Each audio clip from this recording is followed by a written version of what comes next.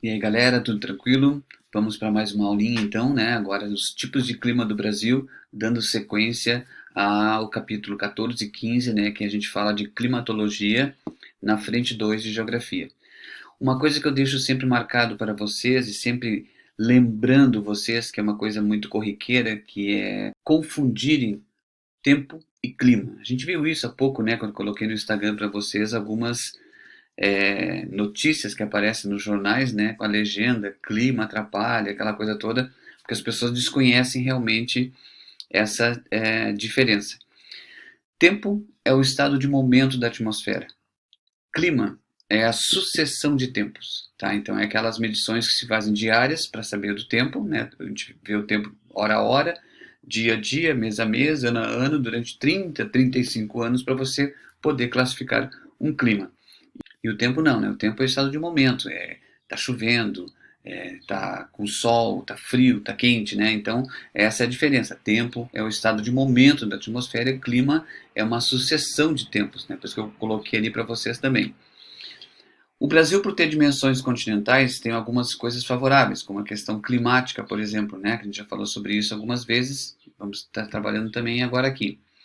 Por quê? Porque você traz principalmente para a agricultura, uma variação de produtos que podem ser produzidos no país, a questão turística, né, por causa do nosso clima que é mais quente, e também nós temos uma costa de mais ou menos 7.000 quilômetros de praia, né, na fronteira com o Oceano Atlântico na parte leste do Brasil. O relevo, que é um relevo relativamente baixo, né, e uma dinâmica de massas de ar sobre o território. Lembrando que essas massas de ar, elas atuam sobre a temperatura e o índice de chuvas, que a gente chama de índice pluviométrico, né? Então a gente tem 5 massas de ar, segundo o Instituto Brasileiro de Geografia e Estatística, que atuam no Brasil: a equatorial continental e a equatorial atlântica, a tropical atlântica e a tropical continental e a massa polar atlântica. Bom, se a gente pegar e a gente tentar entender num conceito mais elaborado sobre o que é uma massa de ar, a gente fala que elas são volumes de ar acumulados que têm características em comum, como temperatura e a umidade, e se formam sobre grandes áreas uniformes, tanto da terra como da água, e faz com que isso tenha características determinadas a partir exatamente da onde elas se constituem. De uma forma mais grotesca, digamos assim, né, uma forma mais simples de você entender, massas de ar são porções da atmosfera que têm características próprias, tá? No Brasil, as massas de ar que influenciam a gente são as 5 que a gente citou. A primeira é a massa equatorial atlântica, que ela é bastante quente e úmida, e que quando penetra no Brasil, ela traz chuvas intensas. Óbvio, né? Vamos pensar assim: você está sob a formação de uma massa de ar em cima da área mais quente do planeta, que é aquela área intertropical bem na linha do Equador. Além da evaporação normal das águas, você tem a água mais quente, então ela evapora com maior volume. Então, essas chuvas são intensas quando elas entram no Brasil, ali a partir do Nordeste brasileiro. A massa tropical atlântica, ela também é um pouco quente, né? Ela é quente, claro, um pouco influenciado pelas correntes quentes que existem na costa brasileira, e ela vai fazer, também vai trazer umidade, né? Por causa da origem dela, que é no Oceano Atlântico. Ela influencia o Brasil ali desde a Bahia até o Rio Grande do Sul. Então é uma massa que ela é úmida e quente, apesar de ser formada no sul do Trópico de Capricórnio por conta da circulação das águas. A massa tropical continental, ela é bastante quente e se forma no interior da América do Sul, e ela é seca. Bom, ela é mais quente do que a outra massa tropical porque ela exatamente se forma em cima de uma parte sólida, que é o interior do continente. Então, por conta disso, ela acaba sendo uma massa mais quente do que a massa tropical atlântica e influencia também no nosso Brasil, desde o centro-oeste até a região sul. A massa equatorial continental, ela influencia muita área da região norte, até o nordeste, até o sudeste, até o sul, né?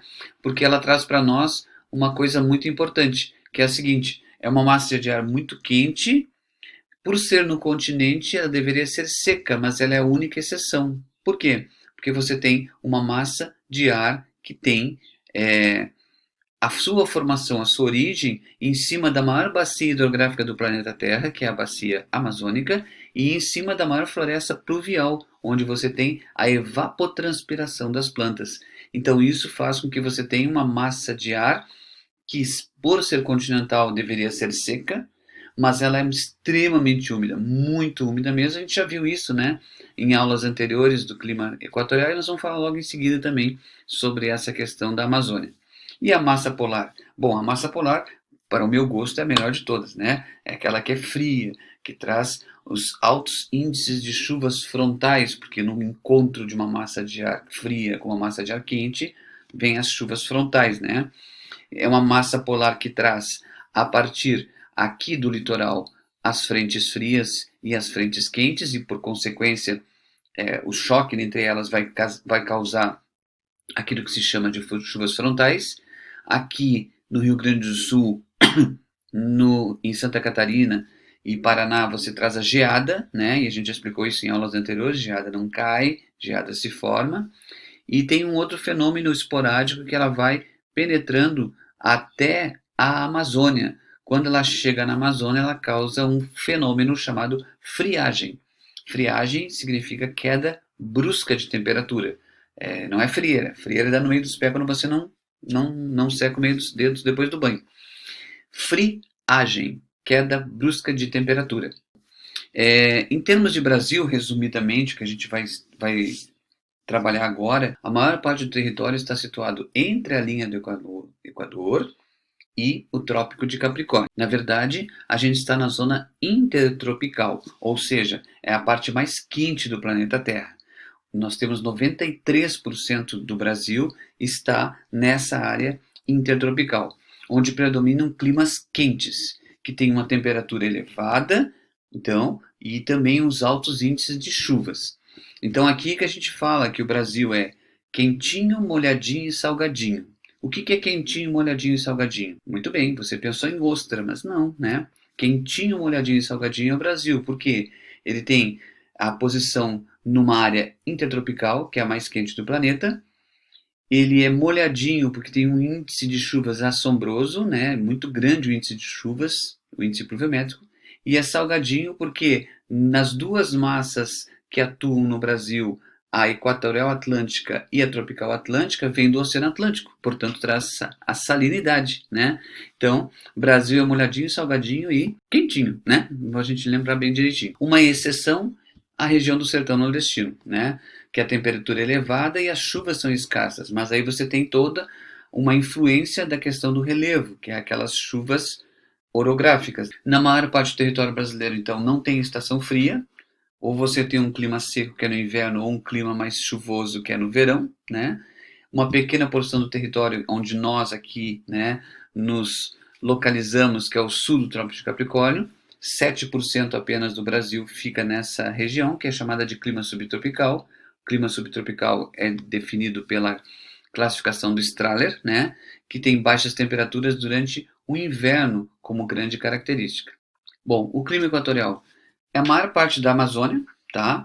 Apresenta temperaturas elevadas, linha do Equador. O climograma mostra isso para você, né? A linha da temperatura fica mais ou menos constante e as chuvas são abundantes e bem distribuídas durante o ano, porque o clima é constante. As médias térmicas variam de 24 a 28, 29 graus. Cai um pouquinho lá em julho, então lá faz 24 graus para eles, já estamos de moletom, né, de casaco, que está frio, né, uma coisa muito absurda para nós aqui. 2.500 milímetros é o nível de chuva e a amplitude térmica ela é inferior a 3 graus, tá? Ela não ultrapassa os 3 graus, então é sempre constante, sempre verão naquela região. E a massa que atua principalmente nessa área é a massa equatorial continental. Nesse lugar que nós temos aquilo que a gente chama de chuvas convectivas, tá? As chuvas são regulares e bem distribuídas porque existe uma evaporação todo dia, uma evapotranspiração das florestas todo dia, Então há essa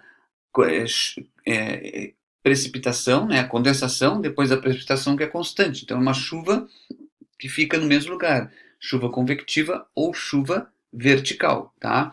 Então é o que a gente chama de chuva da hora, né, que tem 2 momentos que chove abundantemente, de manhã e à tarde em horários bem similares. Então é um clima bem característico dessa parte do Brasil. O clima tropical, ele predomina na maior parte do país. Moro num país tropical, abençoado por Deus e roubado por natureza, né? É o Brasil, né? Vamos lá. Grande parte da região centro-oeste, sudeste, nordeste, estado de Tocantins, né, que pertence à região norte, tem esse clima tropical.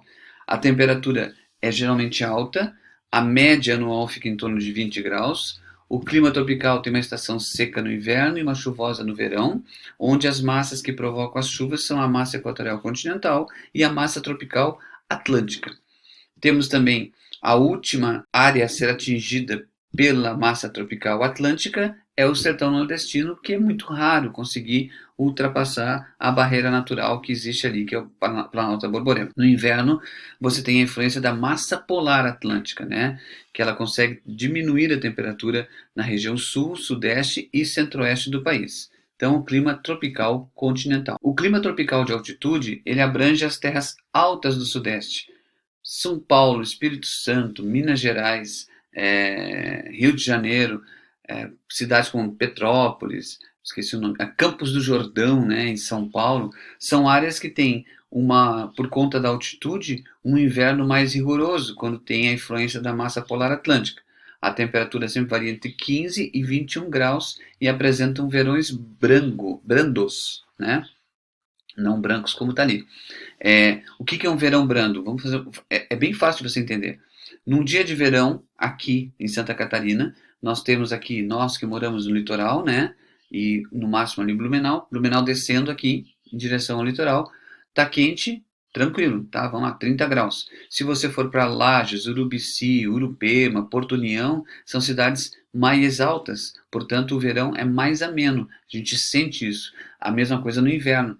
O inverno nosso aqui é frio, e às vezes você está aqui, tem uma garoazinha, né, de leve assim na rua e está muito frio, você pode ter certeza que está nevando em São Joaquim, em Urubici, porque a similaridade do tempo ela é igual em relação à temperatura ou menos temperatura, né, ou a questão climática em si, ou melhor ainda, o tempo atmosférico, né, daquele momento.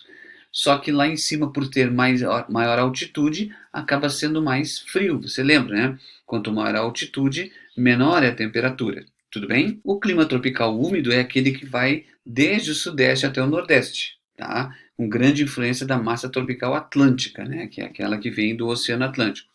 Apresenta elevadas médias térmicas, porque você também tem uma alta pluviosidade, e todo o litoral ele tem aquilo que a gente chama de chuva de encosta, né? Porque é a umidade que vem do Oceano Atlântico trazendo para cá. A gente sempre dá o exemplo, quando você vai até a Serra do Rio do Rastro, às vezes você está aqui embaixo em Laudo Miller, tem sol, tudo tranquilo, né? Você começa a subir. Quando chega lá em cima, lá no meio da subida da Serra do Rio do Rastro, em alguns momentos você tem parece uma neblina. É essa massa de ar, essa salinidade que vem vindo do oceano e fica tudo naquela área ali. O encontro dessa massa de ar, que é a massa tropical atlântica, com o relevo acidentado, Serra do Mar, Serra Geral, Serra da Mantiqueira, a Serra da Borborema ou Chapada da Borborema, faz com que você tenha então um índice de chuvas menor, porque você lembra, Barlavento, ela vai subindo e vai precipitando, porque vai diminuindo a temperatura, então vai caindo essa chuva. Quando ultrapassa, ela está geralmente seca. No outono e no inverno, quando você entra no encontro da massa tropical atlântica com a massa polar atlântica, vai provocar as chuvas frontais. O clima tropical semiárido, o climograma já explica para você, né? Não chove, é sempre quente. Nordeste brasileiro, do sertão até o norte de Minas Gerais. Minas Gerais você não pode esquecer, né? Faz parte daquilo que a gente chama de polígono das secas, né? A área do polígono das secas. Pouca quantidade de chuvas, é inferior a 1.000 milímetros anuais. Temperatura é sempre alta, na média 28. e inexiste massa de ar úmida por conta da questão do relevo. Então explica a baixa pluviosidade e os períodos de seca nessa região. Então ali tem o desenho do que é a chuva orográfica, que a gente explicou várias vezes para vocês, né? Da, do parlamento e depois o sotavento, né? Então quando chega na parte da depressão sertaneja, não tem mais umidade, então por isso que não chove nessa região. O clima subtropical, que é o nosso, né, mais comum, a gente sabe que vai em toda a região sul, pega um pedaço do São Paulo e Mato Grosso, geralmente abaixo da linha do Trópico de Capricórnio. As estações são mais bem definidas, digamos assim. Claro que não hoje, tá? Hoje é muito difícil você ver isso. Mas há 40, 50 anos atrás você tinha as estações muito bem definidas, o outono, primavera, verão, inverno, tudo bem certinho. Ela é sujeita à massa tropical atlântica, porém a massa polar é que faz com que o nosso inverno seja mais rigoroso.